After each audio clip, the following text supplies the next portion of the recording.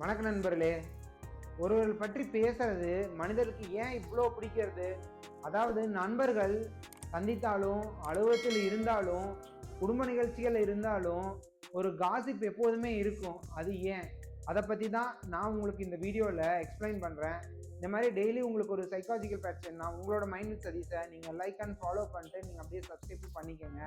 இதில் பார்ட் 1, அதாவது காசிப்னா அப்படின்னா என்ன? அதாவது ஒருவர் இல்லாத இடத்துல அவங்கள பற்றி பேசுறது, அது நல்ல விஷயமா இருந்தாலும் சரி, கெட்ட விஷயமாக இருந்தாலும் சரி, அது ஒரு விதமான காசிப் தான். இதில் பார்ட் 2 என்னன்னு கேட்டிங்கன்னா, மனித மூளை ஏன் காசிப்பையே விரும்பிட்டு இருக்கு? அதாவது சமூக இணைப்பு, அதாவது சோசியல் பாண்டிங்.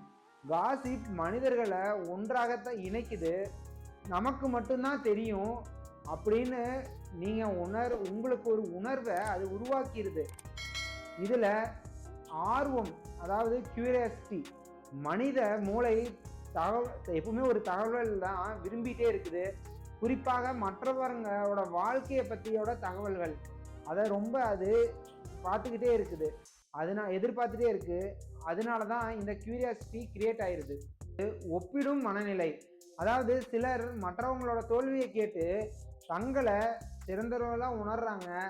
அதனால தான் இது தேவையில்லாத வேலையை செஞ்சுட்டே இருக்குது. நம்ம ஒப்பிடுறதுனால இதுக்கும் நமக்கு ஒரு பிரச்சனை தான். இதில் பார்ட் 3, காசிப்போட ஆபத்து என்னன்னு நினைக்கிறீங்க?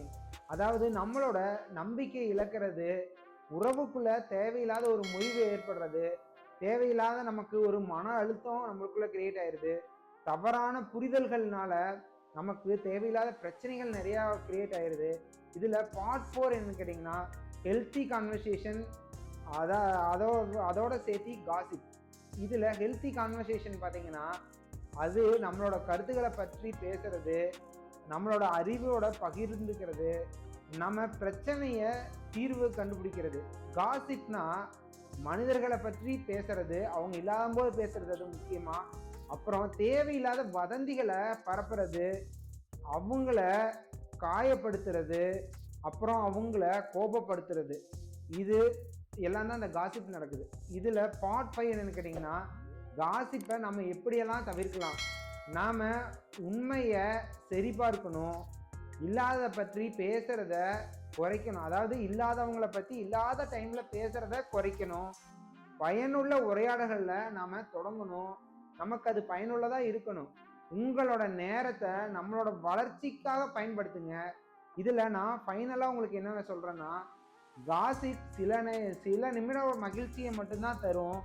ஆனால் நம்ம நல்ல உரையாடல்கள் பார்த்தீங்கன்னா நம்ம வாழ்க்கையவே நிறைய மாற்றும். அதனால இந்த மாதிரி டெய்லி உங்களுக்கு ஒரு சைக்காலஜிக்கல் ஃபேக்ட்ஸ் வேணும்னா உங்களோட மைண்ட் வித் சதீஸை நீங்கள் லைக் அண்ட் ஃபாலோ பண்ணிட்டு நீங்கள் அப்படியே சப்ஸ்கிரைப் பண்ணிக்கோங்க. Thank you friends.